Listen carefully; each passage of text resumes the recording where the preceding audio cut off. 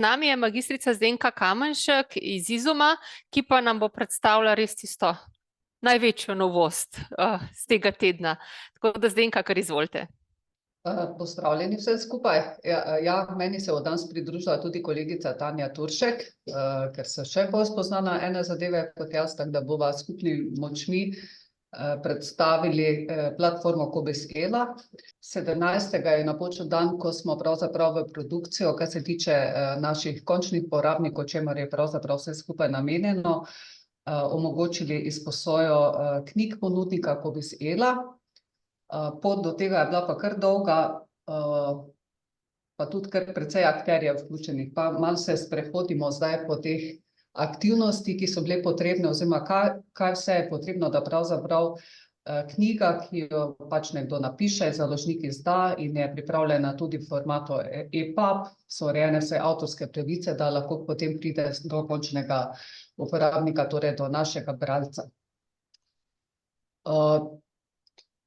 Torej, platforma Cobiss-Ela zajema več sklopov, pravzaprav, torej aplikacijo Cobiss-Ela, ki je namenjena založnikom, potem je dobila tudi potem cela platforma ime, potem seveda, da lahko knjiga pride do uporabnikov, je potrebno narediti marsikaj v programski opremi Cobiss-Leap, oziroma tisti, ki še ste bolj v Cobiss-Leap, v Cobiss-3, potem seveda aplikacijo Cobiss Plus ali pa mCobiss in pa Ridium, licenčni statusni strežnik, ki omogoča pač zaščito teh e-knjig, ki jih potem ponudimo uporabnikom.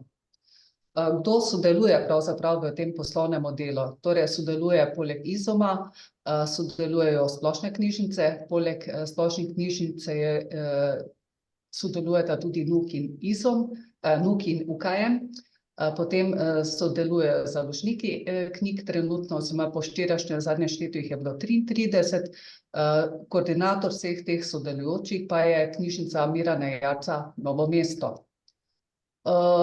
Torej, poleg teh 33 založnikov so v teh preteklem mesecu pa pol na platformo oziroma v aplikaciji Cobiss-Ela naložili približno 2000 naslovov knjig, ki jih pa lahko potem knjižnice seveda ponudijo svojim bralcem. Naloga Izuma pa je bila pri vsem tem pravzaprav ponuditi programsko in tehnično ozadje za to, da platforma sploh deluje. Zdaj, kaj je glavna značilnost platforme? To je javna platforma, plačilo, ta poslovni model je precej drugačen kot model, ki ga poznamo ali poznate pri sodelovanju z Biblosom. Gre za plačilo po vsaki izvedeni izposoji in pa knjižnica lahko v svojo zbirko vključi katerokoli razpoložljivo e-knjigo ali pa vse, kakorkoli se odloči, torej ne gre za neke prednastavljene pakete. Zdaj par besed o aplikaciji Cobiss-Ela, ki je namenjena založnikom. Torej, to je prvi korak, ki ga morajo pač narediti, ki je potreben, da sploh pride e-knjiga do končnega uporabnika. Torej, aplikacija Cobiss-Ela omogoča založnikom dodajanje oziroma nalaganje e-knjig, ki so nato na voljo v knjižnicah, da jih ta ponudi uporabnikom. In kaj lahko delajo pravzaprav založniki v tej aplikaciji? Torej, dostop do tega imajo seveda samo založniki, ko imajo pač založniki urejene vse te, da tako rečem, medsebojna razmerja, ki se pač uredijo z nekim sporazumom, kar koordinira knjižnica Mirana Jarca iz Novega mesta. Torej, dodajo datoteko EPUB, naslovnice, opis, dodajo žanre, torej lahko dodajo en ali več žanrov. Zdaj, ta seznam žanrov je pripravljen nekako na osnovi tega, kar je ponujeno v dobrih knjigah, kaj ponujajo založniki in pač nekako, recimo, da smo nekako strnili v mislim, da je dobrih 20 možnih žanrov. Ena knjiga pa lahko podobno kot posamez dobrih knjig tudi v več kot v enem žanru. Določijo založniki seveda tudi vrednost ene izposoje, to se določa v številu točk za izposojo, določijo veljavnost licence, torej od kdaj velja do kdaj velja, pa potem lahko dodelijo tudi neomejeno število izposoj, lahko urejajo naslovnico, začasno onemogočajo izposojo, posodabljajo podatke s tem, kar je zapisano v bibliografskem zapisu v Cobisu. Namreč knjiga mora biti najprej obdelana v Cobisu, da lahko sploh založnik naloži ta del, ki ga pač izvede, in pa lahko doda oziroma ureja opis te knjige, tako da je pač s tem korakom vse pripravljeno, da knjižnica lahko začne polniti v svojo lokalno bazo knjige, ki bo pač ponudila svojim uporabnikom. Tako se pa, Tanja, prosim tebe, da nadaljuješ oziroma poveš, kaj so pa potem aktivnosti knjižnice, da lahko pride knjiga na polico za končne uporabnike. Tako, dober dan še z moje strani. Vse, kar izvajamo v knjižnici v zvezi z e-knjigami ponudnika Cobis Ela, delamo v aplikaciji Cobis Lib, torej v segmentu elektronski viri, licenca za izposojo. Preden pa pričnemo z dodajanjem e-knjig v katalog knjižnice, si pa nastavimo določene pogoje. V prvi fazi si nastavimo višino sredstev za plačilo izposoj za določeno obdobje. Tukaj knjižnice za to obdobje se lahko odločijo, zdaj smo recimo sredi leta, da nastavijo sredstva, ki jih imajo še do konca leta na voljo, lahko si to nastavijo za določen mesec, teden dni, kakorkoli knjižnica to želi. Vemo, imamo manjše knjižnice, večje knjižnice in si potem knjižnice pač glede na svoje sredstva nastavijo to višino sredstev, ki ga ne želijo prekoračiti.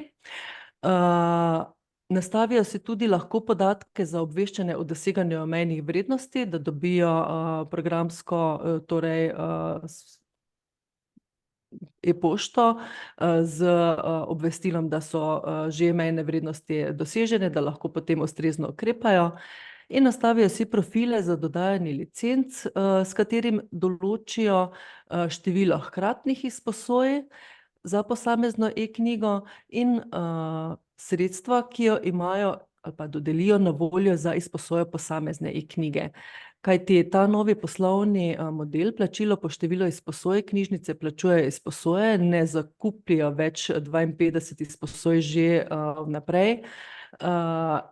In takrat, ko knjižnica e-knjigo doda v svoj katalog, nima s tem nobenih stroškov, plačuje pa samo izposoje, in da ta znesek za izposoje torej ne prekorači ali pa zbezlja nekam v višine, to, kar knjižnica sredstev nima na voljo, si lahko te stvari nastavi.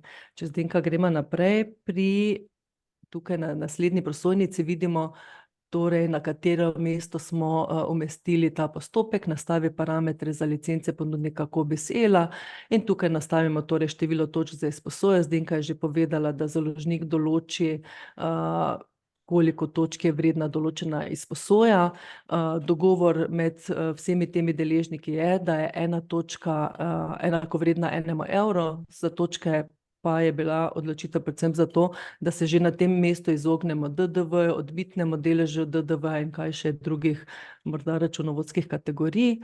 Limit za obveščanje si lahko nastavimo, knjižnica sama vpiše, na katere e-naslove želi prejemati obvestilo o doseženih limitih in sama si tudi oblikuje besedilo o teh limitih.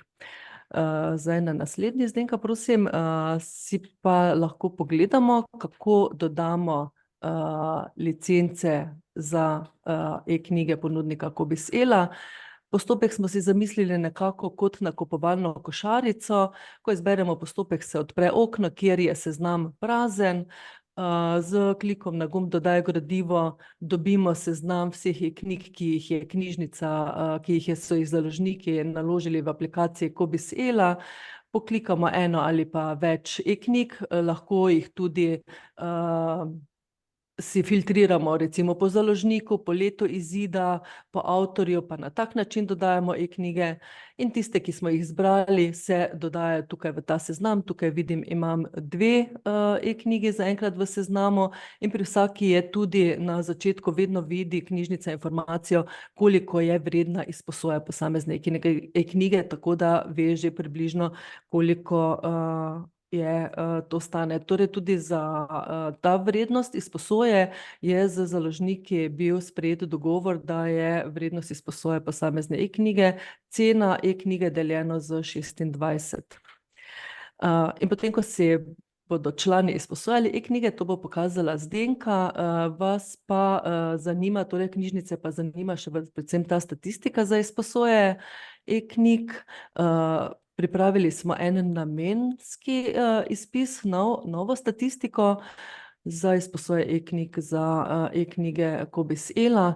Po založnikih dobimo za določeno obdobje število izposoj, ki je bilo izvedeno, koliko točk za izposoje je bilo porabljeno, informativno še število naslovov, kajti to so tudi podatki, ki jih bodo založniki črpali, da bodo knjižnici za določeno obdobje, verjetno za pretekli mesec, izstavili račune. Do vseh teh podatkov o posameznih izposojah pa pridemo tudi v transakcijah izposoje. Tukaj sem naredila z izvozom podatkov en primer. Prve 3 so transakcije za izposoje e-knjig, ko nastane pri izposoji. Zadnje 3 vrstice so transakcije, ko se e-knjiga vrne, torej ko poteče izposoja. Tukaj bi pri predzadnji opozorila, čisto na začetku je podatek predčasno vračilo v dneh, torej vedno se tudi zabeleži, koliko dni pred rokom je bila e-knjiga vrnjena, tako da je ta podatek na voljo za določene analize. Uvedli smo pa še 2 novi vrsti transakcije. Ena je takrat, ko spremenimo skupno število točk za izposojo, ta obarvana z oranžno barvo, kajti dejansko s tem tudi vplivamo na to, kako hitro se bodo sredstva porabljala. Druga vrsta transakcije, zelena, pa je takrat, ko spremenimo pogoje za izposojo posamezne e-knjige. Tako da je to vse v transakcijah za izposojo na voljo za pregled. Na tem mestu bi pa samo še dodala podatek, kaj kaže trenutno statistika v Cobiss Eli. Torej, doslej je bilo izposojenih čisto blizu 3700 izposoj e-knjig in založniki so nekaj več kot 2000 e-knjig naložili v to aplikacijo. Tako, Zdenka, zdaj pa predajam besedo tebi nazaj. Hvala, Tanja. Ja, zdaj smo pa pri tem delu, s katerim se zdaj Izomo zadnje dni zelo aktivno ukvarjamo, ker je seveda tudi do nas prišlo precej vprašanj, pa verjetno tudi do knjižnic, ki nudite članom izposojo iz Ele. Kaj so sploh pogoji za izposojo za bralce? Torej, podobno kot velja za Biblos, mora imeti član veljavno članstvo, potem ne sme imeti teh zapadlih neporavnanih obveznosti in pa raznovrstnih omejitev, ki vplivajo na izposojo e-knjig. Tako da recimo, če ima nek član prepoved izposoje, na dom potem tudi si izposojati e-knjig ne more. Kar se tiče samih pravil izposoje, je malce drugačne, kot je bilo pri Biblosu. Torej, bistvena sprememba je, da rok izposoje 5 dni. Sicer si pa lahko član naenkrat izposodi do 5 e-knjig, torej naenkrat lahko ima izposojenih 5 e-knjig. Bere jih lahko na največ 2 napravah hkrati. To pomeni, da če se jaz eno knjigo izposodim, naložim na, ne vem, na PC, potem pa mogoče še na tablico in si jo želim na bralnik, recimo ta in-book bralnik naložiti. Sicer mi je nalaganje uspelo, ampak en proces, ki teče v ozadju, bo po par minutah potem to zaznal in bo dejansko zablokiral oziroma onemogočil branje na vseh napravah, ker se pač smatra, da je to možnost zlorabe, tako da pač takšen je bil dogovor. In pa e-knjigo je pa možno predčasno vrniti po preteku 24 ur od izposoje. Torej vsaj 24 ur mora biti, da tako rečem, na računu bralca, preden je lahko pač predčasno vrne. Zdaj, kaj se tiče teh naprav in aplikacij za branje e-knjig, torej uporabniki lahko nalagajo oziroma berejo e-knjige na aplikacijah na mobilnih napravah, lahko tudi na osebnih računalnikih.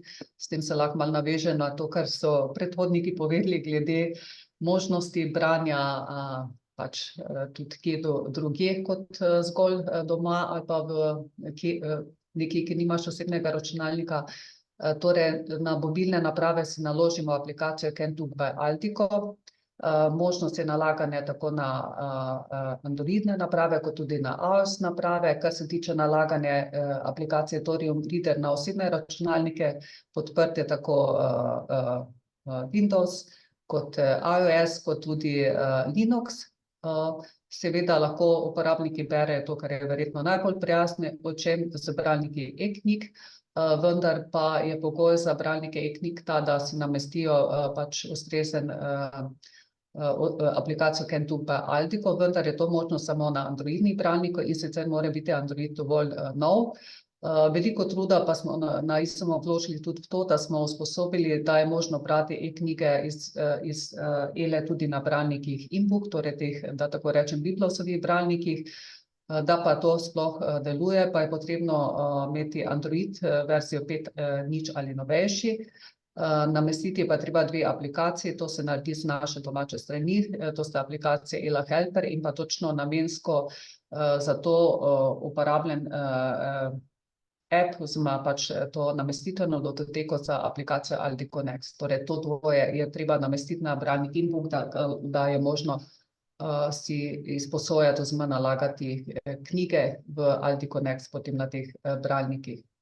Zdaj, kar se tiče postopka izposoje v Cobiss Plusu in Cobissu, pravzaprav nekaj strašno novega se za člane ni spremenilo. Torej, na spletni strani smo dodali možnost, da lahko uporabniki s klikom na ikono Cobiss ELA brskajo po vseh knjigah, ki so v Cobiss ELA. Dodali smo tudi pač kasete za Cobiss ELO, tudi po žanrih, zdaj na tej slikici žal ni vidno, vidite pa, da je tukaj izbran filter ponudnik e-gradiv Cobiss ELA. Seveda pa je lahko, ker običajno člani iščejo kar konkretno knjigo v izbrani knjižnici, tako da lahko na tak način pridejo do teh gradiv, ki so ponujena v sklopu tega našega novega ponudnika. Tako, ko si član pač poišče tisto, kar ga zanima, dobi pri prikazu podatkov o spletnih virih v knjižnici možnost izposoje. Torej, če je ponudnik Cobiss ELA, lahko je še tiste knjižnice, ki imajo še mogoče Biblo, še kaj drugega. Torej, vidijo te ponudnike in s klikom na gumb izposodi si in pa po izboru članstva se gradivo seveda uspešno izposodi, če ni kakšnih drugih omejitev, in iz tega mesta je že možno prenašati to licenčno datoteko. Podobno tudi v M-Cobissu, tako da bistveno je, da potem, ko je gradivo izposojeno, da si član prenese to licenčno datoteko. Zdaj, če si član izposodi gradivo v M-Cobissu, potem se ob pogoju, da ima aplikacijo CanTook by Aldiko že nameščeno, gradivo samodejno naloži in odpre v aplikacijo CanTook by Aldiko. V primeru izposoje tu na levi strani iz spletnega Cobiss Plusa je pa potrebno pač ta postopek nalaganja izvesti ročno, če si recimo pošljemo po e-pošti, ker namreč član dobi ob izposoji tudi e-pošto z linkom na ta naslov, tako da si lahko licenčno datoteko prenese, torej lahko si jo tudi na tak način prenese na kako drugo napravo, sicer pa se na osebnih računalnikov običajno uporablja Thorium Reader, in če je nameščen, potem se tudi po kliku na gumb prenese že ta aplikacija ponudi in lahko knjigo naložimo. Takole izgleda približno, to so recimo te naše prve izposoje pravzaprav iz ELE. Tukaj na desni strani je, iz levi strani je bralnik Thorium Reader, na desni strani pa je bralnik CanTook by Aldiko. Tako da, ko član pride do te točke, samo klikne na ime knjige in se odpre, lahko začne brati. Tako da, to je zdaj z najine strani, Tanja, ne, na kratko vse. Hvala lepa obema. Prosim. Zaznala sem oziroma vem, da ste objavili tudi nekaj videoposnetkov. Če ste, lahko jih tudi v klepet prilepite oziroma povezavo do njih, mogoče, če bo zanimivo za koga. Morda še kakšno vprašanje? Aha. A se mogoče razmišlja kakšen dostop za druge tipe knjižnic? Ja, pravzaprav je tako, torej knjižnicam, splošnim knjižnicam sta se pridružili knjižnici NUK pa UKM. Koordinator vseh teh aktivnosti je zaenkrat knjižnica Mirane Jarce iz Novega mesta. Potekajo pa tudi pogovori glede šolskih knjižnic, srednješolskih knjižnic, ampak tu so še ena druga vprašanja glede financiranja, sofinanciranja, ker vemo, da so različne knjižnice financirane z različnih virov, tako da so še tu neka vprašanja. Seveda si pa mi želimo, da bi bila ta uporaba čim širša. Boš, Tanja, še ti kaj dodala? Ne, saj mislim, da si povedala vse, ja. Kakor bo okoli interes se izkazoval. Torej, knjižnica, ki bi želela uporabljati kobesilo, vsekakor se mora, tako kot je Zdenka rekla, na koordinatorja obrniti, oziroma za šolske knjižnice. Vem, da so se že nekaj začeli verjetno dogovarjati v paketu z Ministrstvom za šolstvo. Tako da toliko zaenkrat. Torej, na Mirana Jarca, če prav razumem. Knjižnica Mirana Jarca Novo mesto je koordinator vsega skupaj. Tako Hvala. da bo pravi naslov, bojo oni za kakšne dodatne knjižnice, ki se želijo vključiti. Imam podobno vprašanje tudi na klepetu, tako da mislim, da smo to odgovorili. Torej, zaenkrat najlepša hvala. Jaz vam želim čim manj tistih helpdesk klicev, pa da ne vse deluje tako, kot ste si zamislili. Pa veliko uporabnikov, seveda. Hvala lepa. Ja. Hvala.